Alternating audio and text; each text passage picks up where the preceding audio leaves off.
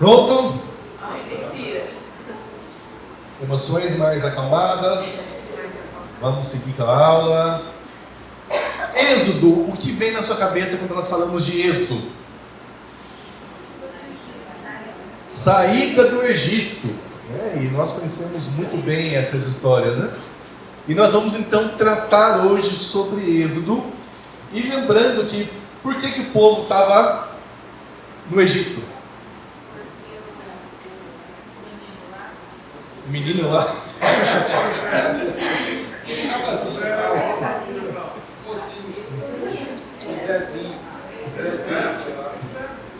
Vamos lembrar, no finalzinho de Gênesis, é contada a história de José, né?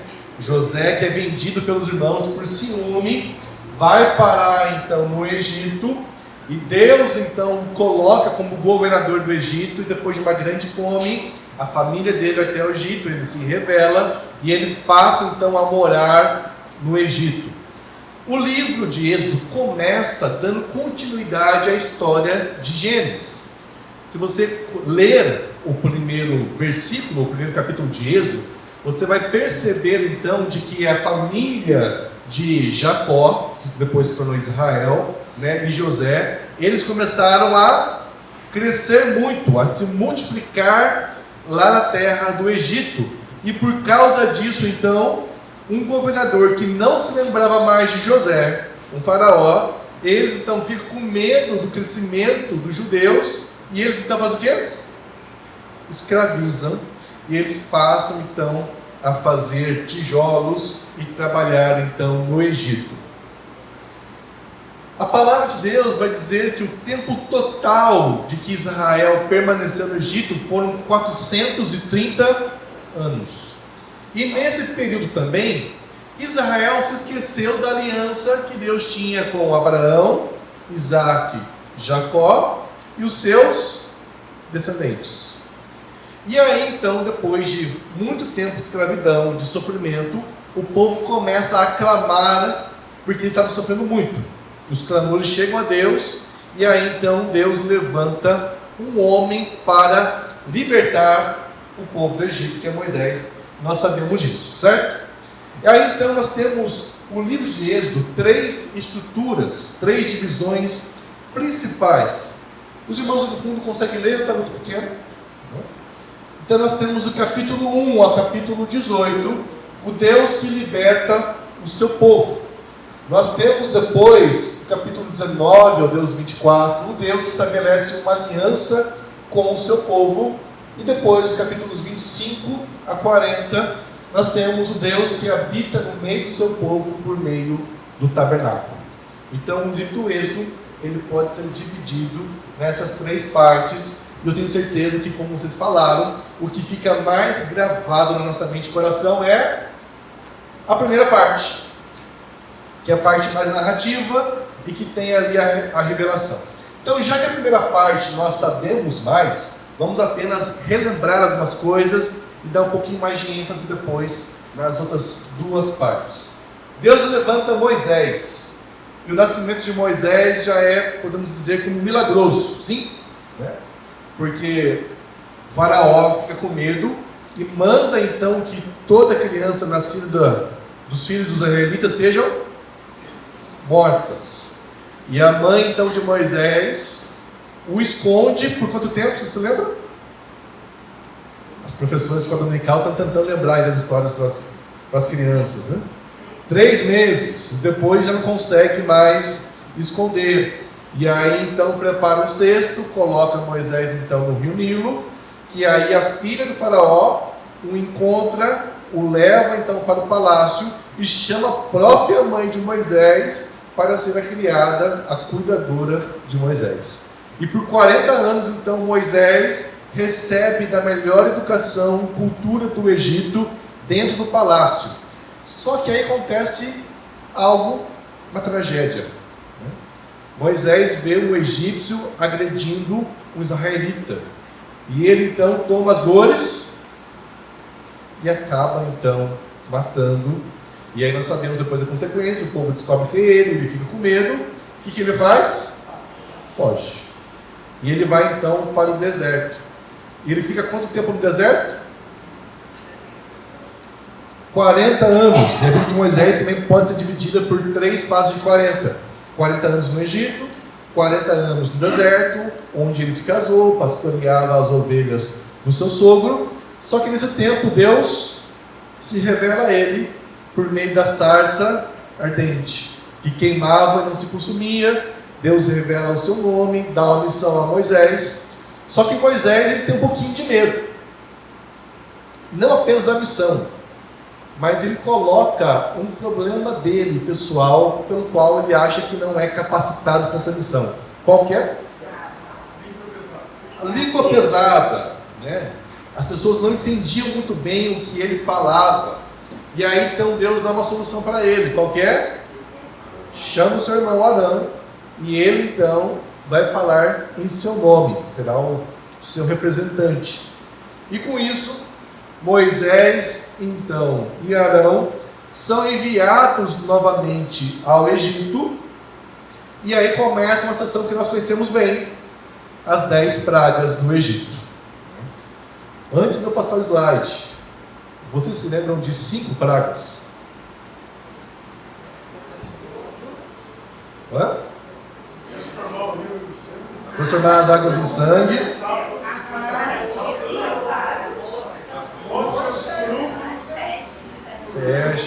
Vocês estão indo bem, né? Vamos lembrar aqui quais são as 10, né? A água que é transformada em sangue, as pragas de rãs, pragas de piolho e mosquitos, né? Enxames de moscas, a peste nos animais, úlceras e feridas, chuva de pedras, né? Gafanhotos, trevas sobre o Egito e a última, a morte dos primogênitos. A 9ª e a 10ª praga, nós temos uma diferenciação muito grande entre o povo de Israel e do Egito. Porque quando houve trevas sobre o Egito, não houve trevas na casa dos israelitas, né? A Bíblia diz isso, que na casa dos egípcios estava muito escuro, eles não conseguiam enxergar, mas na casa dos israelitas eles conseguiam enxergar. E depois a 10ª praga, que é a instituição da Páscoa, que nós estamos prestes a celebrar, que aí então Deus mandou sacrificar um cordeiro, passar o sangue dos batentes, que era contra a proteção contra o juízo de Deus, que iria então eliminar o primogênito. E nós sabemos que toda a Páscoa aponta para, nós vamos celebrar daqui a poucos dias. Quanto a isso, eu acho que nós não temos dúvidas, né? Certo? E a primeira parte é mais tranquila aqui de Êxodo. Niel, se tiver algum detalhe importante, se quiser compartilhar.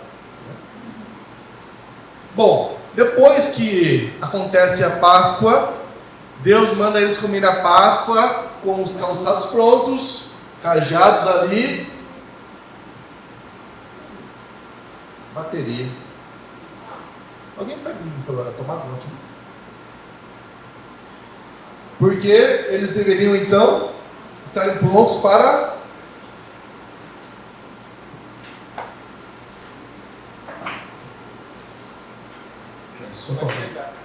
nem tomada café.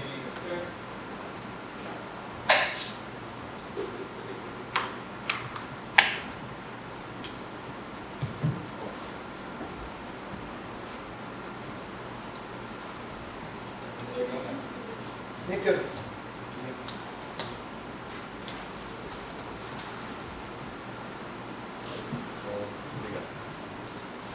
Pronto, já resolvido o problema. E eles então saem em caminhada, saem em marcha. E aqui nós temos um mapa que possivelmente foi o caminho pelo qual o povo de Israel andou, né? Aí atrás você consegue ver bem também, né? Então eles estavam aqui em Mênfis, um cantinho que hoje é a capital Cairo, né? Bem pertinho, né? Mênfis até hoje é uma cidade ali ao subúrbio de Cairo. E eles então saem aqui, possivelmente atravessaram o Mar Vermelho bem aqui no comecinho, onde é bem estreitinho, né? e depois seguiram aqui pelo deserto do Sinai. Acontece algo importante que nós entendemos. Havia já uma estrada que ligava o Egito até Canaã. E essa estrada que vai mais perto lá, está vendo o caminho para a terra dos filisteus? Lá em cima. Aquele caminho mais perto, mais óbvio, de que todos viajavam. Se eles fossem pelo caminho lá de cima, é em torno que a viagem fosse durar em torno de 7 a 10 dias. Só que quando eles estão saindo, Deus não pega a esquerda. Deus manda eles virarem à direita. E aí dá aquela sensação, opa Deus, o Senhor está levando a gente para o caminho errado. Né? Para onde o Senhor está nos levando? Vale outra coisa que nós nos lembrarmos. Quando o povo de Israel ele sai do Egito, ele sai com utensílios de ouro, de prata, mas também eles têm certos mantimentos que Deus já manda eles prepararem. Só que como eles não vão pelo caminho mais perto, vão para outro caminho, depois de um tempo, o que começa a acabar? A comida, os mantimentos, as situações. Aí o que começa a acontecer? Estresse. O povo começa então a murmurar e a reclamar. Como que Deus nos liberta do Egito e nos traz aqui então no deserto para morrer? Os nossos mantimentos já acabaram, a gente parece que está no caminho errado, não faz sentido algum. E aí, Moisés? Ai, que saudade das panelas de carne do Egito. Lá pelo menos a gente tinha comida, a gente não ia morrer de fome no meio desse lugar do nada. E nós conhecemos então toda a murmuração e a reclamação de Israel no Egito. Tudo bem até aí? Só que no meio do deserto, nesse lugar que parece que Deus está levando o povo para um lugar estranho, acontece algo maravilhoso. É onde Israel experimenta, não tem como dizer quantificar, né? Mas no jargão popular, onde Israel experimenta os maiores milagres. Não existe milagre grande ou pequeno, tudo é milagre, é sobrenatural. Mas são eventos que nos chamam a atenção. O que nós temos?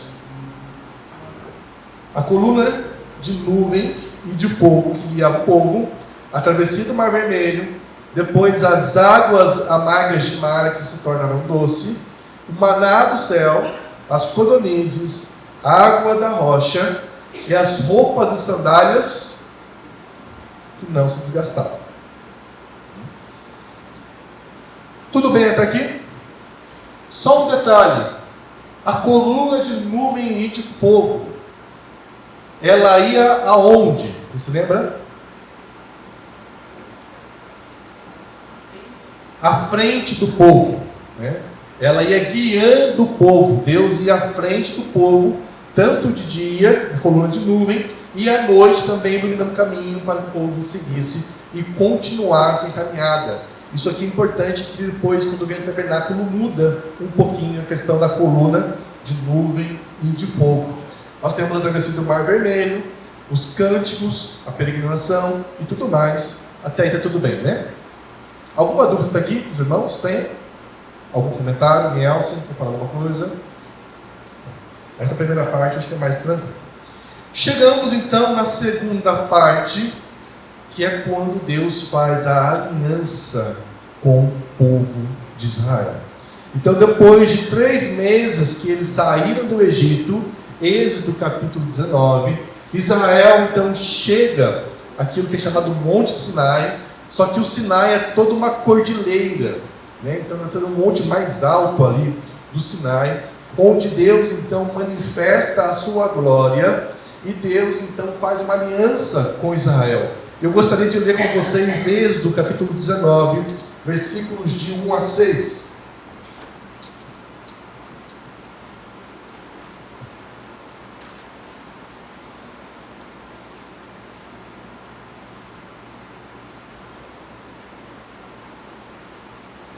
Eu farei leituras, os irmãos acompanhem comigo. Êxodo 19, do 1 a 6.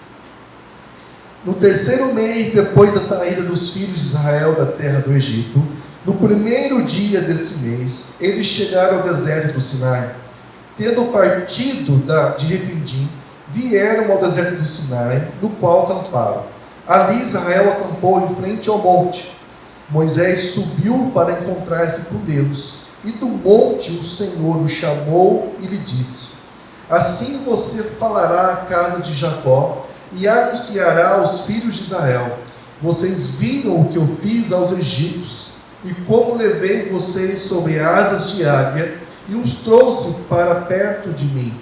Agora, pois, se ouvirem atentamente a minha voz e guardarem a minha aliança, vocês serão a minha propriedade peculiar dentre todos os povos, porque toda a terra é minha.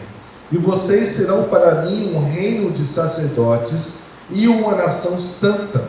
São estas as palavras que você falará aos filhos de Israel.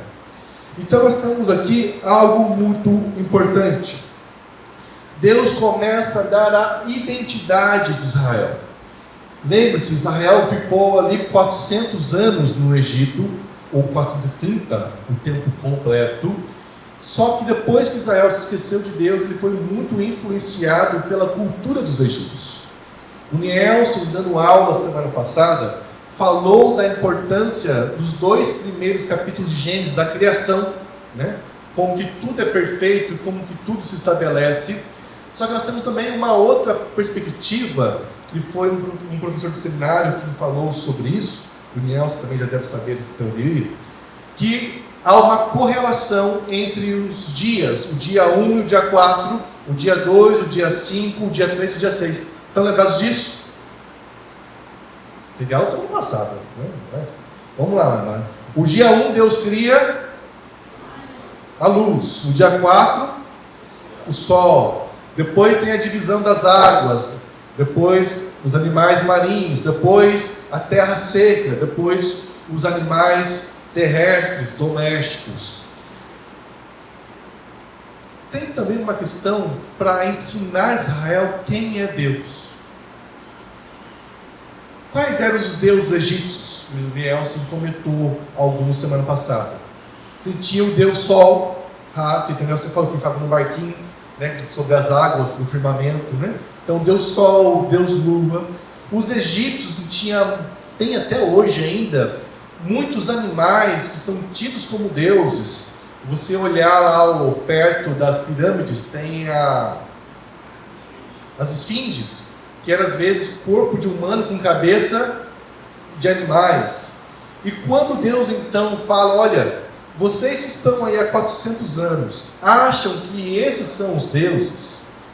O Deus que é o grande eu sou, que se revela com o nome no capítulo 3, vai falar o seguinte: Deus é aquele que criou a luz e está acima do Deus Sol.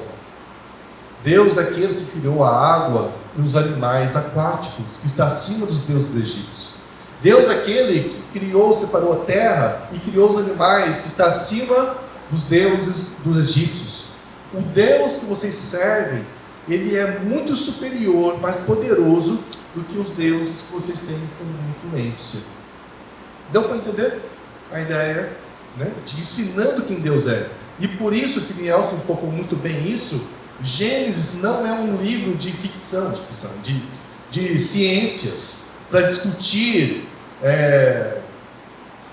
teorias científicas. É um livro teológico da revelação de Deus, que mostra a perfeição de Deus na criação, mas também a revelação de Deus a Israel, mostrando a eles quem eles são. E esse Deus agora, que é muito maior, superior que os demais deuses, chama eles então para uma aliança, um compromisso. E aqui nós temos já uma diferenciação muito grande, porque esses outros deuses eram deuses distantes, deuses que não falavam, que não ouviam, que não se relacionavam. E Deus já é aquele que agora se relaciona com o seu povo e chama o seu povo para uma aliança. E aliança é um termo muito importante em todas as escrituras. Constantemente Deus está fazendo alianças com o seu povo. Você se lembra pessoas que Deus fez aliança? Abraão, Jacó, Noé, o sinal, o arco-íris, e quem mais? Davi. Aliança é um tema importante nas Escrituras. E ela é reforçada no Novo Testamento com Cristo, naquilo que nós chamamos da ceia do Senhor, que é um sacramento para nós muito importante. Jesus, quando pega o cálice, diz: esse é o cálice da nova. Deus está em aliança conosco. A questão é que muitas vezes nós não entendemos a profundidade e os benefícios do que é estar em aliança com Deus. Por quê? A nossa mentalidade hoje, quando nós nos relacionamos com Deus, é uma mentalidade mais de filho para pai. Nós olhamos a Deus como nosso pai. E vamos aqui pensar um pouquinho. Existe, para vocês que são casados e são pais, diferença no relacionamento com o seu marido, com sua mulher, e diferença no relacionamento com os seus filhos?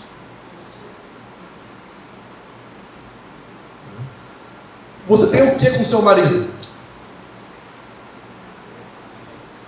Você é casado igual eu. Você tem um casamento, e a aliança é o símbolo desse casamento.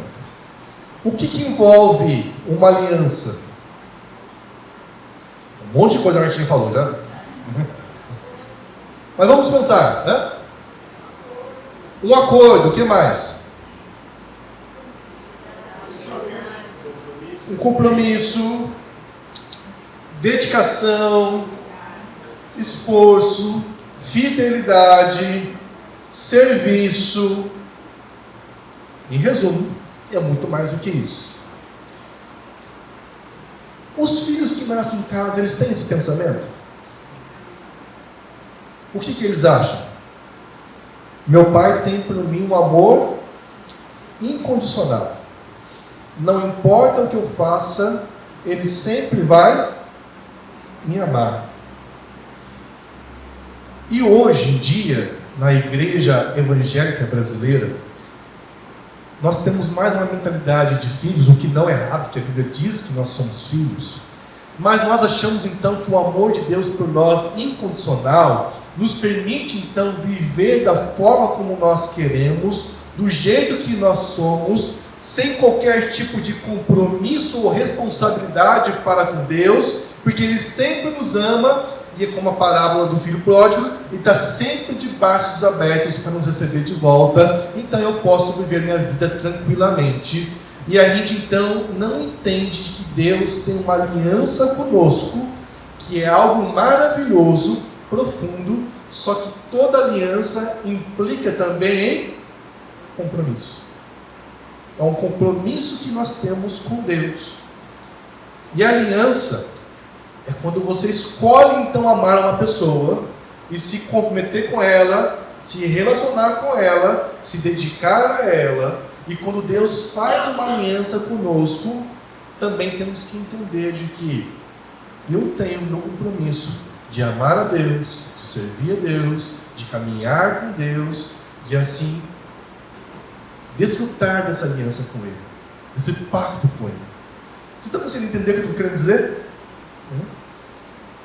Quando Deus faz uma aliança com o povo de Israel, essa aliança, Deus já ama Israel, porque já o libertou. Tem amor envolvido, tem fidelidade envolvida, porque a promessa que Deus fez lá em Abraão está se cumprindo de geração em geração, e Deus está sendo fiel à aliança que Ele fez para Abraão séculos antes. Tem cuidado, porque Deus cuida do seu povo, tem dedicação.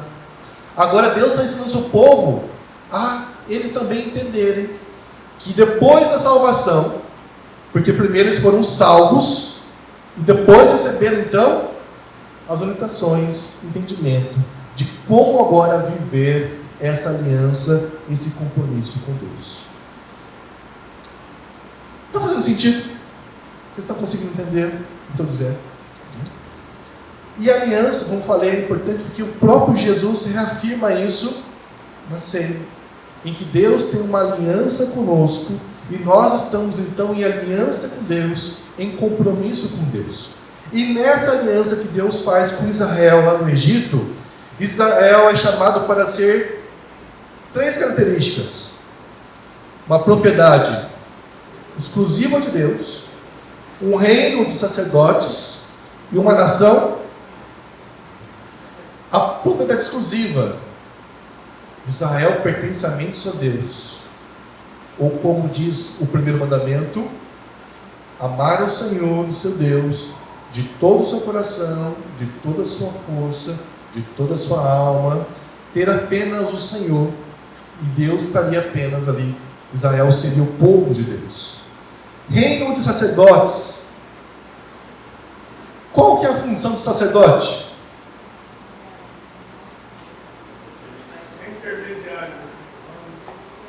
Fazer a intermediação entre o homem e Deus. Se Israel é um reino de sacerdotes, Israel deveria então fazer a intermediação entre as demais nações e Deus. Qual que era a bênção de Deus a Abraão, que foi depois repetida a Isaac? Em ti serão benditas todas as famílias da terra. Para Isaac, Deus fala todas as nações da terra. Ou seja, Israel, como reino de sacerdotes, faria então essa mediação dos povos para com Deus. E eles também são uma nação santa, que significa que são separados, vivem de uma maneira diferente para honrar e servir ao Senhor, e assim então a luz de Israel vem a brilhar no meio do povo. São essas 3 características que Deus fala para o povo de Israel. Só que elas são tão fortes, tão específicas, que o apóstolo Pedro depois vai aplicar isso a quem? A nós, que somos a igreja. Nós somos uma nação santa, povo de propriedade exclusiva de Deus. Você lembra qual o texto de Pedro fala isso? Deu uma... 1 Pedro capítulo 2.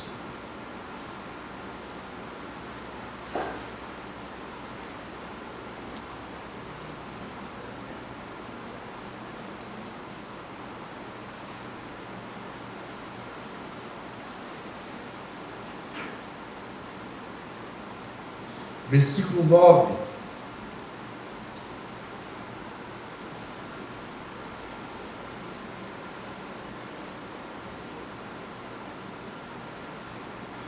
Vocês, porém, são geração eleita, sacerdócio real, nação santa, povo, propriedade exclusiva de Deus.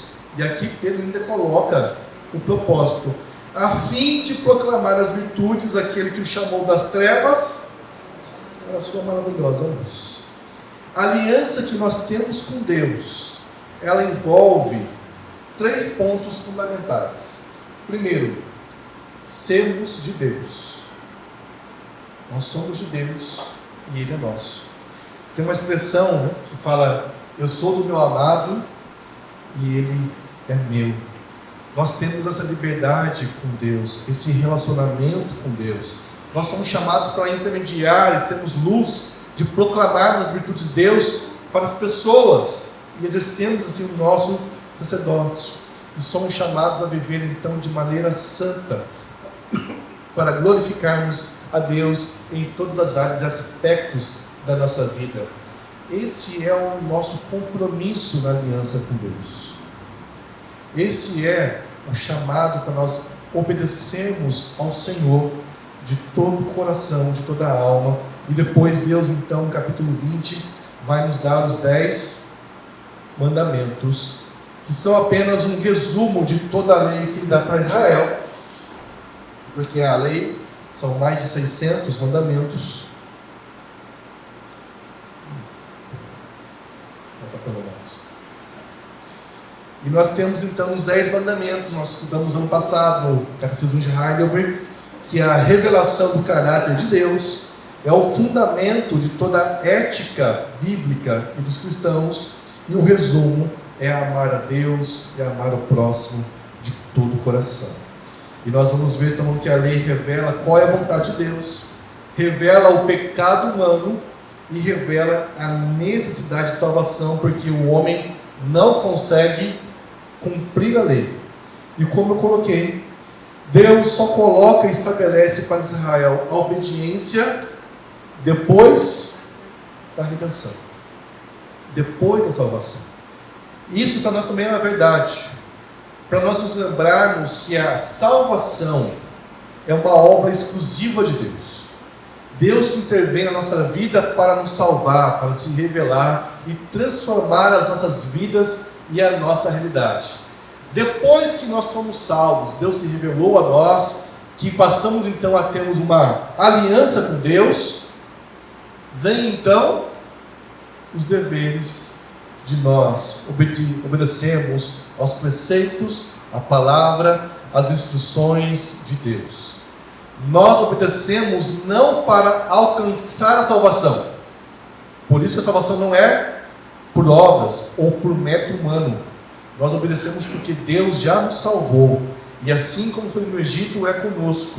A obediência vem depois da redenção, depois da salvação, que nós então caminhamos em aliança com Deus, um relacionamento com Deus diante disso tudo.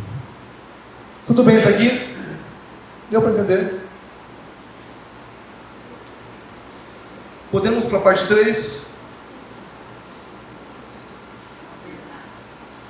Tabernáculo. Como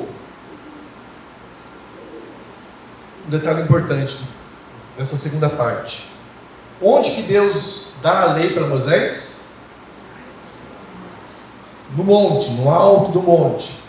Se você ler o capítulo 19 e 20, Deus pede para que o povo fique no pé do monte, enquanto Moisés subia e Deus falava com ele. Só que houve fenômenos físicos enquanto Moisés estava no alto do monte, você lembra? Trovões, relâmpagos, ficou com uma tempestade, o céu escureceu. E o que aconteceu com o povo? Eles ficaram com medo. Opa, Moisés, esse Deus aí não é de brincadeira não, né? Vai você falar com Deus, a gente não quer. Se a gente for falar com Deus, a coisa vai ficar meio complicada para o nosso lado. Só que Deus agora então faz algo maravilhoso. Como Deus se revela como um Deus da aliança, que caminha com o seu povo. Ele não é um Deus que está distante do povo. E o que Deus então faz? Manda Moisés construir um tabernáculo. E por que manda Moisés construir um tabernáculo? Que Deus literalmente quer habitar no meio do povo. O que eu quero dizer habitar no meio do povo? Essa segunda imagem aqui.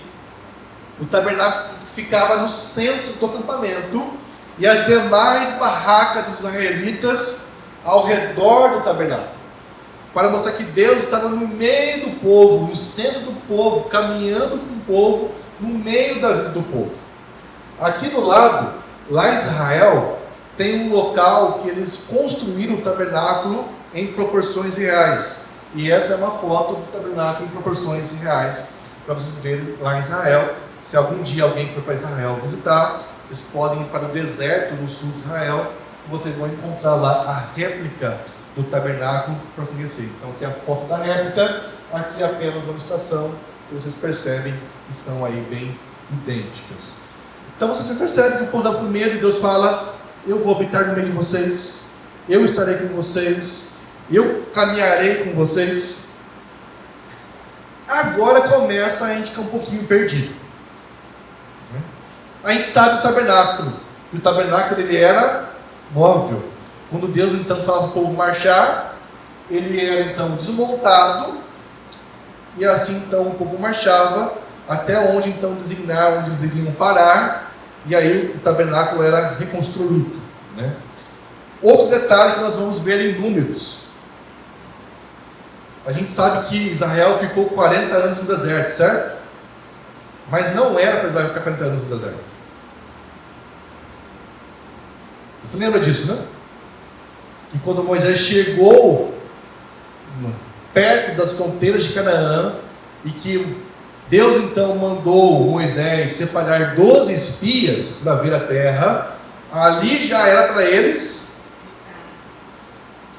Só que quando os espias chegam e falam de que a terra realmente era como Deus falava, só que havia gigantes, e eles eram como insetos perto dos gigantes, ficam com medo, levam o povo novamente ao pecado, à incredulidade, a murmurarem contra Deus.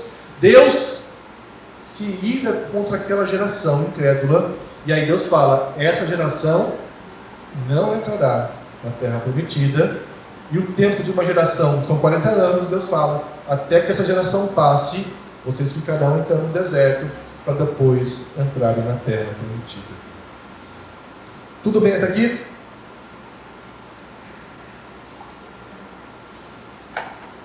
Vamos ver um pouquinho sobre o tabernáculo. Nelson?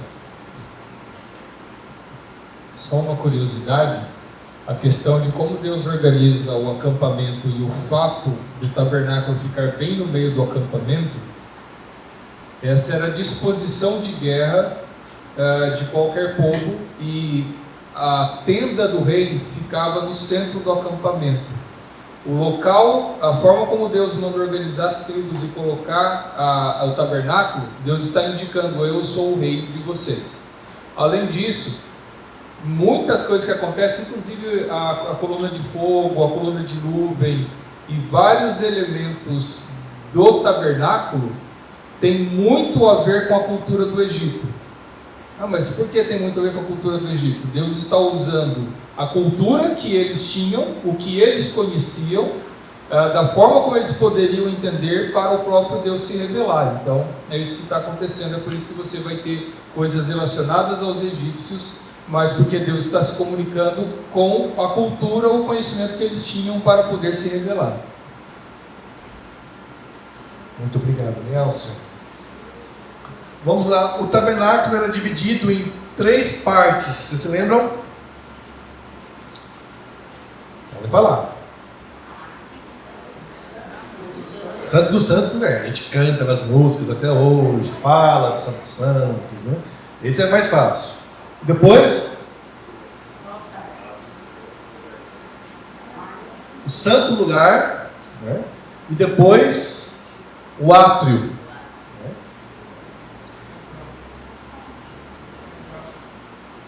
Ou o pátio exterior, chamado também de átrio, onde ficava ali o lugar santo e tudo mais.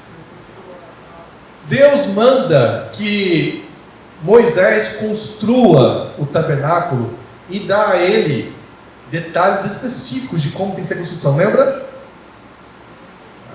A Martinha que foi até mais... Não nem consegui falar, né? Trava a minha língua, eu sou igual a Moisés algumas vezes, a minha língua trava, né? Isso aqui, é bem detalhista, né? E aqui tem um ponto importante, meus irmãos. Aqui são os principais móveis que tinham ali os utensílios do tabernáculo, né? É Deus que fala como Ele quer ser adorado. Não é o homem que estipula como é o culto a Deus. É Deus que estipula como é o seu culto, como deve ser adorado. O que Ele aceita, como Ele aceita e como Ele se agrada. E isso é importante para nós até hoje. Porque quando nós vamos cultuar a Deus, nós então temos que cultuar da forma como Deus pede. Ele requer de nós como Ele quer ser adorado, e não como nós achamos que devemos adorar a Deus. Deus é bem específico em relação a isso. Deus, quando fala que quer ser adorado no culto, Ele não estabelece uma liturgia, uma ordem do culto, mas Ele fala quais são os elementos que devem estar presentes no culto para ser adorado, e nós temos a liberdade de organizarmos esses elementos. Quais são os elementos de culto que Deus quer ser adorado? músicas, ou louvor que nós chamamos, orações, né? Você tem ofertas, você tem a instrução da palavra, você tem os sacramentos. Tudo isso Deus ordena como deve ser adorado. Agora, quando o homem inventa como ele tem que ser adorar a Deus, como se Deus aceitasse qualquer coisa, o homem está errando.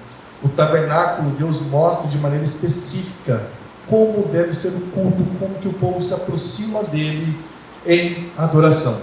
Tudo bem até aí? Eu estou sendo bem rápido porque o tempo é curto, né? Nós estamos a mais 10 minutos de aula.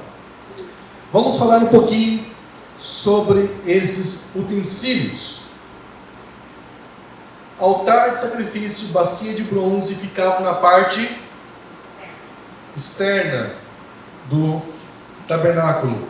Candelabro, mesa dos pães, altar de incenso, no santo lugar. E no Santo dos Santos, vamos voltar aqui.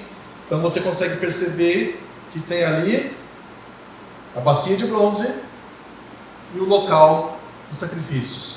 Então, quando os israelitas chegavam para oferecer os sacrifícios a Deus, o sacerdote ficava aqui onde ele está, e era então colocado ali o animal, que aí dependendo do tipo de sacrifício, do tipo de animal, às vezes era queimado inteiro, às vezes não, algumas partes iam para o sacerdote, tem depois as instruções em relação a isso. Ali era feito, e a pessoa colocava a sua mão sobre o animal para mostrar que aquele sacrifício então representava o sacrifício dela. E Deus ali mostrando que para se chegar a ele requer sangue para cobrir o perdão e a culpa dos pecados. Atrás ali tem a bacia de bronze. Essa bacia de bronze era usada apenas pelos sacerdotes, porque todas as vezes que os sacerdotes iam para sacrificar os animais ou receber, eles tinham que se purificar.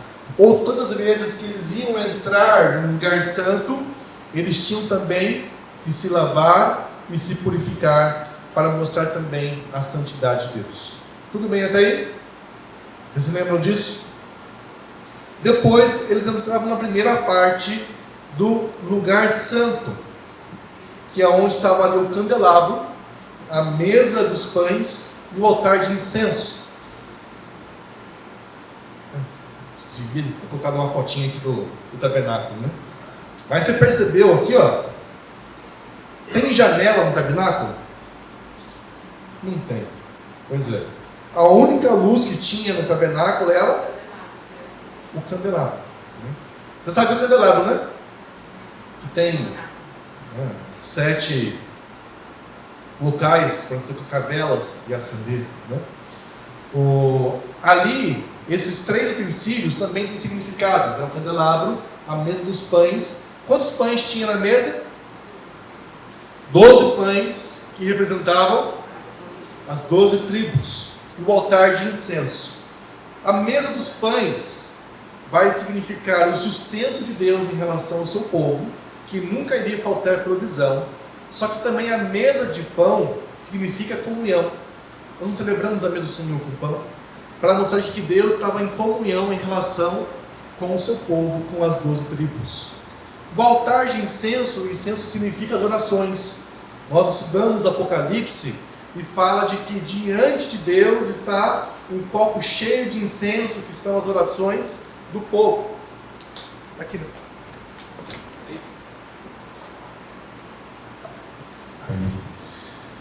Um copo cheio de incenso, está bem legal o reitor, ninguém fala com isso.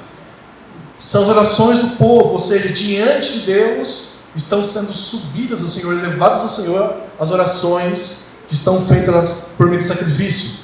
E a luz, para mostrar que Deus é aquele que ilumina o povo, e Israel é chamado para ser luz para as nações. Então os 3 móveis ali no santo lugar têm também um propósito, uma mensagem e um significado. E no fim, depois nós temos o véu que separava do lugar santo, ou santo dos santos, que é a Arca da Aliança, que era uma caixa revestida de ouro, que continha as tábuas da lei, que o próprio Deus escreveu com o seu dedo.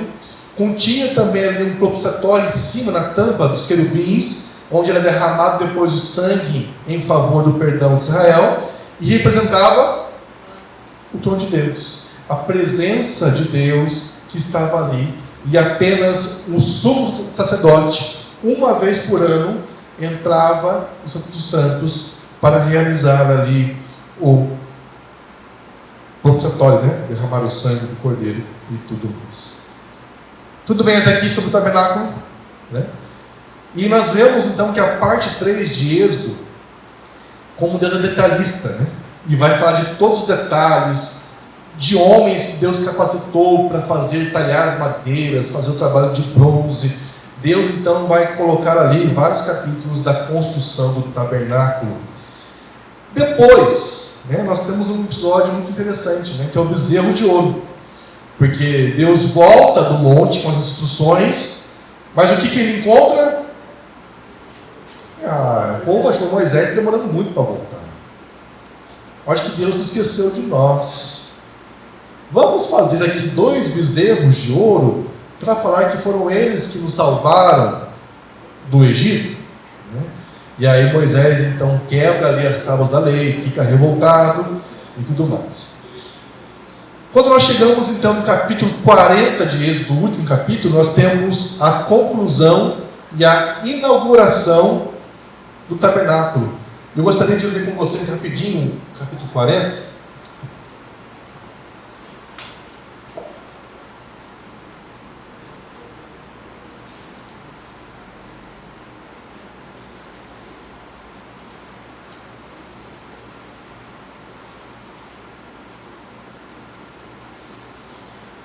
Versículo 34. Depois que todo o tabernáculo é armado, está tudo pronto. O finalzinho do versículo 33 diz assim: assim Moisés acabou a obra. 34. Então a nuvem cobriu a tenda do encontro, e a glória do Senhor encheu o tabernáculo. Moisés não podia entrar na tenda do encontro, porque a nuvem permanecia sobre ela, e a glória do Senhor enchia o tabernáculo. Quando a nuvem se levantava de sobre o tabernáculo, os filhos de Israel seguiam adiante em toda a sua jornada. Se a nuvem, porém, não se levantava, não seguiam adiante até o dia que ela se levantava. De dia a nuvem do Senhor repousava sobre o tabernáculo, de noite havia fogo nela, à vista de toda a casa de Israel em todas as suas jornadas. Então lembra que no começo a nuvem ia na frente, agora está sobre o tabernáculo, no centro do acampamento, e todo o povo via a nuvem e a coluna de fogo à noite. E aqui fala que quando a nuvem encheu, a glória do Senhor encheu, que Moisés não conseguia nem entrar diante da glória de Deus. E aqui está um ponto, meus irmãos. Vou falar bem rápido. Existe uma diferença entre a presença gloriosa de Deus e a presença da onisciência de Deus, a onipresença de Deus. Deus está em todos os lugares, sim, sabe todas essas coisas, está presente. Mas há locais onde Deus visita com a sua glória, e aí é totalmente diferente. Nós temos também isso na transfiguração, onde Deus vem com sua glória, as vestes de Jesus são transformadas. Quando depois o templo é construído com Salomão, Deus também apareceu ali com a sua glória. E aí, quando Moisés também tem outro episódio que fala assim: Deus, me permita ver a face do Senhor. E Deus fala: Moisés, ninguém pode ver a minha face e permanecer daqui vivo. Vou deixar então você ver apenas as minhas costas. E quando nós começamos o nosso culto, muitas vezes nas nossas orações, se você já pegou uma liturgia, você encontrou lá oração de invocação. E eu já fui perguntado: pastor, por que a gente invoca a Deus? Invocar é chamar, convidar a Deus. Por que a gente invoca a Deus se ele já está presente aqui? Ele é menor de presente? Porque existe uma diferença da presença gloriosa de Deus e da sua onipresença. Quando a glória de Deus está no lugar, as coisas são diferentes. Nós o contemplamos, nós nos relacionamos, nós ali desfrutamos de algo maravilhoso, que Ele se revela a nós de maneira específica. Existe uma presença gloriosa de Deus, e é por isso que nós oramos para que Deus venha estar entre nós com a sua glória. É claro, se Deus vier com a glória dele aqui, ninguém fica aqui dentro, e todo mundo morre. Tinha uma música antiga, não sei se os irmãos conheceram, que era um pedido de morte. Vem com o peso da tua glória sobre mim. Você está pedindo para morrer. Você não tem condições de suportar a glória de Deus. Deus nos dá gotículas da sua glória, para que a gente possa contemplar um pouquinho de quem Ele é. Agora você imagina o que os anjos dos céus contemplam da glória completa de Deus, de todo o seu esplendor, de quem Ele é, e que quando Ele voltar para nos buscar, ou quando fecharmos os olhos para essa vida, estaremos contemplando diante dos nossos olhos, que é algo maravilhoso, tremendo e muito maior do que a gente pode imaginar. Então, só um parênteses para você entender por que nós oramos, convidando o Senhor, pedindo a presença dEle entre nós. São gotículas da presença de Deus, da sua glória, porque se Deus vier mesmo com a sua glória, ai de nós. Às vezes em acampamentos, parece que Deus vem com uma presença mais intensa, né? Você já viu adolescentes falando, nossa, mas parece que no acampamento era diferente, né? Que Deus veio, e aí eu começava a chorar, não conseguia segurar, me veio uma convicção de pecados, e é a presença gloriosa de Deus que vai quebrantando o coração, e a gente vê então quanto que nós somos pecadores, imundos diante de uma glória de santidade, e a gente apenas se rende diante daquilo que é glorioso está na nossa frente. Para terminar a nossa aula, eu peço aos irmãos 5 minutos. Vou colocar esses 5 minutos no filho da Elaine, que chegou e atrapalhou. Brincadeira. Nós temos então aqui uma comparação entre toda a salvação que Deus desenvolve no livro do Êxodo com o Novo Testamento. Então nós vamos perceber que no livro do Êxodo o povo está escravo no Egito e nós éramos escravos do pecado. Deus levanta Moisés para levar a salvação a Israel. Cristo hoje é nosso perfeito mediador. Por meio de Cristo nós temos acesso a Deus e salvação a Deus. Nós temos a Páscoa, que é o sacrifício do Cordeiro, onde então o povo foi libertado. Nós temos agora o sacrifício de Cristo, o Cordeiro de Deus, por meio do seu sangue, onde nós fomos libertados. O povo passou por meio das águas no Mar Vermelho, que é onde ali o exército de Faraó foi morto, e ali então concretizou a deixada, o deixar de ser escravo para agora ser livre. Nós temos agora o batismo, que representa o deixar de lado a velha vida, de ser escravo do pecado, para agora ter uma nova vida, caminhando com o Senhor Jesus. O povo caminhou pelo deserto, rumo à terra prometida. Nós caminhamos hoje, rumo à nova Jerusalém, a Canaã celestial. Por meio das dificuldades, é onde nós experimentamos o cuidado, o milagre e a provisão de Deus. Deus fez uma aliança no Sinai com o povo de Israel. Nós temos a aliança, a nova aliança feita por Jesus na ceia. O tabernáculo representava a presença de Deus no meio do povo. Nós hoje somos o templo do Espírito. O próprio Deus habita em nós, é a habitação de nós em nossas vidas. Deus prometeu para eles uma terra que mana leite e mel, muito maravilhosa. Deus prometeu para nós a nova Jerusalém, um lugar onde não haverá mais lágrimas, dores, tristeza, luto ou morte.